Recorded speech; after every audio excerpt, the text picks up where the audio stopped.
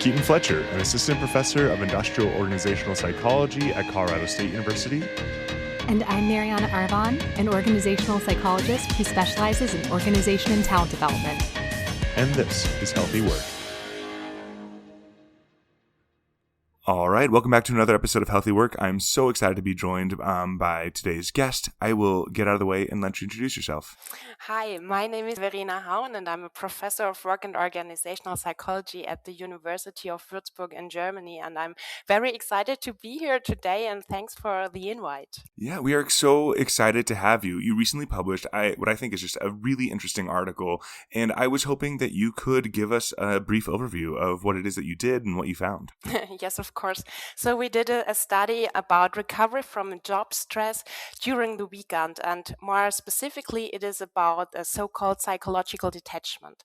Psychological detachment means mentally switching off from work. So it's not only stop working and not checking emails during off-job time, but more importantly, it implies not while thinking about work or replaying any work-related problems in your head during non-work times. And well, I guess that many people might be familiar with the feeling that on Fridays after a long and stressful week, well, that maybe some people, they just switch off like their computers and then they switch off from work and completely forget about the work and do not think about work during the weekend. But maybe on other weekends or other people's, maybe that we find that our thoughts return to work during the evening and we find it even harder to leave work behind or even think about work on Saturdays and Sundays. And so in this study, we wanted to take a closer look at this phenomenon, and we wanted to find out whether people's psychological detachment changes over the course of the weekend. And we wanted to find out whether there are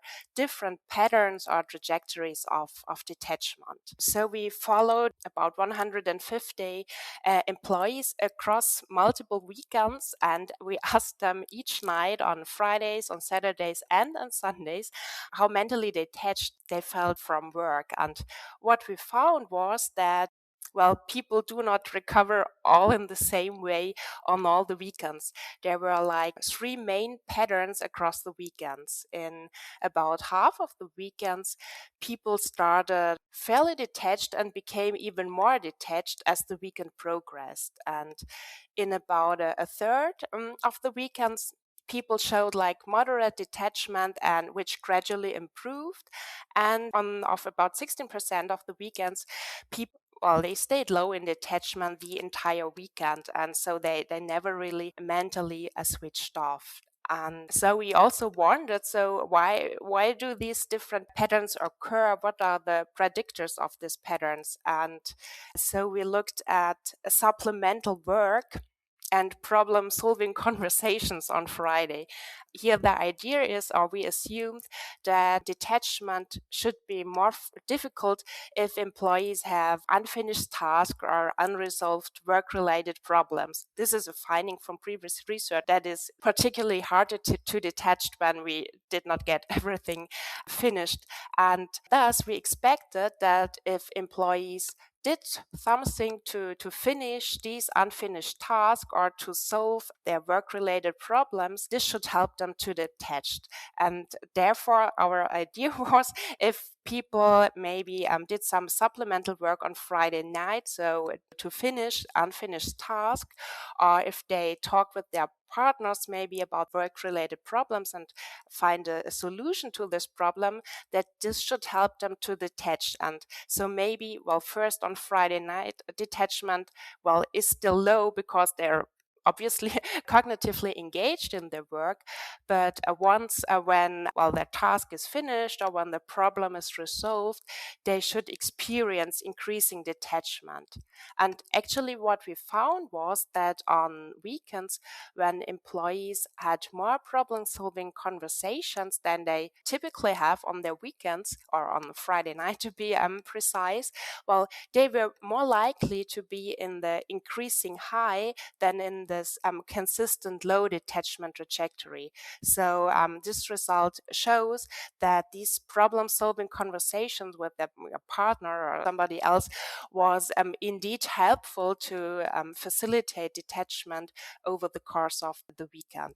Actually, we did not find this pattern for supplemental work, so this was not helpful, and we do not really know why. There might be some moderators. For example, we did not check whether they actually finished their work or whether we just asked, did you do or did you engage in supplemental work? So this could be a factor that would be relevant. And then again, the next step was, or the question that we thought about, whether these different patterns of psychological detachment during the weekend, whether they are related to how people feel on Monday. So, for example, whether people feel less exhausted or whether it influences their sleep, or maybe most interesting, how engaged they feel at work, so after the weekend. And what I think it's the most interesting finding was that that people who had this moderate but improving trajectory throughout the weekend, these people, they were most engaged on Mondays, and even more so than people who had very high detachment. And why I found this surprising, because we usually assume that more recovery or more detachment is always better, but actually our research suggests that there may be some more nuance to that, particularly in terms to work engagement. And so we thought that full detachment may come at a certain cost. So if you forget completely about your work, it can take you some time to get back into working mode after the weekend, which could come apparent in these lower levels of engagement. So I think this was the most surprising or maybe most interesting finding of the study. I think this is so cool and so personally relevant. I just think back to this weekend I just had, where on Saturday I unplugged intentionally. I was like, I'm going to go to the spa and just forget about everything. But even then, when I would, in between times in the sauna, I would go and do a review for a journal. And so I'm detaching, but I'm still doing that supplemental work. And then on Sunday, our family, we went for a hike where it was, we're in nature. We're not thinking about work at all. We're not talking about work. We're not doing work. But then Sunday night, I was prepping for class on Monday. And so that supplemental work was there throughout the whole weekend. And the detachment, there were periods of low engagement with work, but then, at other times, periods of higher engagement at work. So I definitely think I would probably fall into that low detachment group, which is not the best. But it makes me wonder too of how you all found that problem solving on Friday was predictive of being in this group, the moderate that becomes high detachment group, that has the best outcomes on Monday.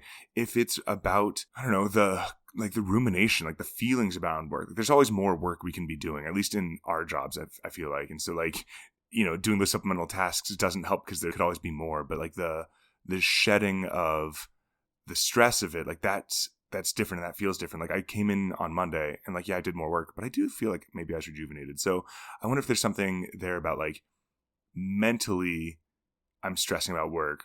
Am I doing other things? It's very interesting. And the high detachment group, those weekends where you're just I am slamming my laptop shut. I'm not thinking about work at all. I feel like those are the weekends that I'm the most stressed out, because that's when I'm really angry. Work was so bad that I can't even think about it over the weekend, which might explain why on Monday it's so, you're not in that highest engagement group. And so I just think that this study is so interesting, and there's so much there.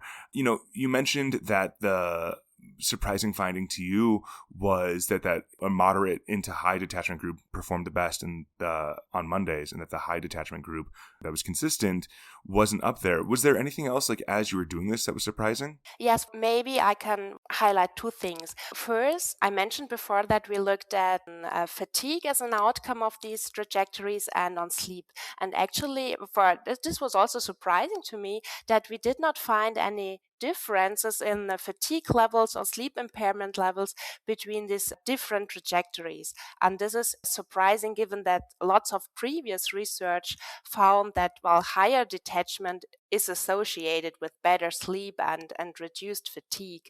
So this was kind of a finding that left us, we could not really make sense of it, but possibly, I guess, or as we psychologists say, there are some moderation going on. So it possibly could be the content of employees' work-related thoughts. Well, these could be important. So only when people think about, negative things or problems, only then sleep could be impaired, because there's research showing that if you think about work in a positive way, or maybe about successes or nice things that happen, so this does not impair recovery. But if we only ask, did you think about work, we do not really know what people detached of, whether it's positive or negative things. So this could play a role. And the other thing is, in this study, we only looked at detachment, but detachment is not the only thing or experience relevant to recovery. There are more active ingredients to recovery.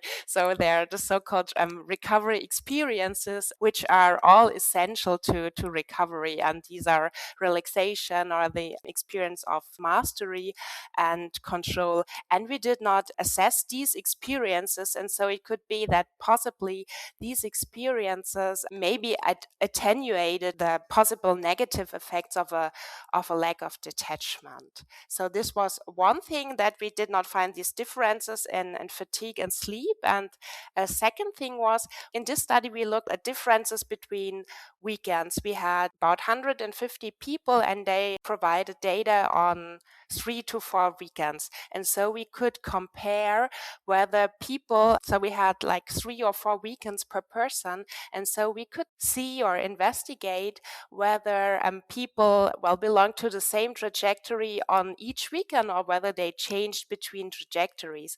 And we found that about 40%, they experienced only one pattern. So many people only experience being in the high and increasing detachment trajectory, but there was more than half, about 55%, they changed between two patterns, and 3% changed between all the 3 different patterns. So we see that it's not something only stable, that there are some people who always experience the same pattern, but there's kind of a flexibility to it, and it really depends on situational factors. So what our detachment looks like over a weekend. Yeah, I think that makes so much sense, where it sounds like there are some people who have this consistent pattern, and that's what you see when you're looking at this detachment experience.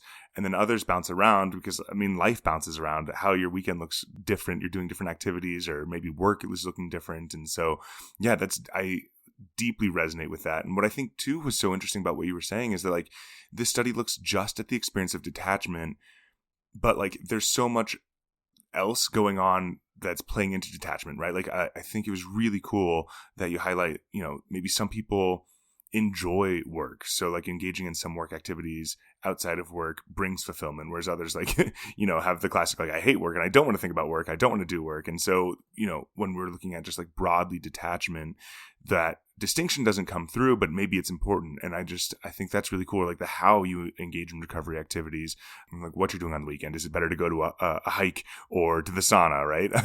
Probably neither, if you're bringing along reviews to do. So really cool and really nuanced. And, I want to dig in a little bit more into the problem solving on Friday nights. I love this idea of engaging in these conversations with your partner or with someone on Friday night. So as a worker, what does that look like? What should I be doing to help me detach the best as far as these problem solving conversations go? Well, I guess it makes sense just to replay the problem, and maybe use your partner or spouse as a kind of a sounding board. Also keep in mind that to allocate just a fixed time period to it, so that you avoid reiterating and rethinking or retalking about the same problem and over again. So I would just use a designated time, and then try to put on a problem solving hat, because the thing is, research says if you just ruminate it or just put it in a negative light, and this is not helpful. And maybe a caveat to is that the thing is, if we talk about with work with our partner, this could make it more difficult for our partner to detach. During my PhD, I did research on the mutual influence of partners for recovery. And then it could be if our core finding was that when one person cannot detach, this stimulates the other person to think about their work.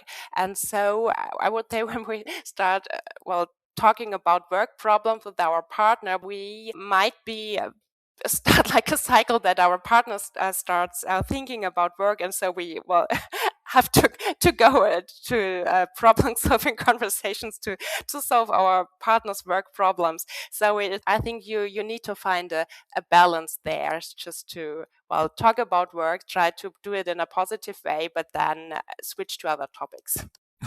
I love this vision of like, okay, we have 30 minutes. Let's set a timer.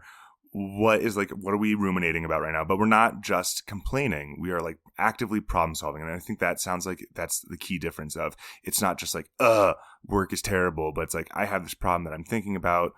Can you help me solve this problem? Like, can you be my sounding board? And then when that 30 minutes is over, we're done. No more work talk. Let's enjoy our weekend. The vision of this is, maybe it's a little romantic. It is almost Valentine's Day as we're recording here. And so what a nice way to start the date night is 30 minutes of problem solving about work.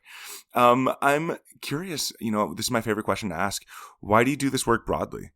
It's so relevant, or at least, in the world today when we're constantly connected through technology and where many people can work anywhere and anytime, and so the boundary between work and private life is increasingly blurred, which can make it really difficult for us to recover from job stress. But we know that recovery is so important for long-term health and well-being, and also for job performing. And so understanding how to recover, it's not just an academic question, it's a public health issue, and it's so relevant for creating sustainable careers. And so it really it drives me so that I want to understand the recovery process to help workers achieve better recovery from job stress, and to be able to give hands-on recommendations so what people can actually do.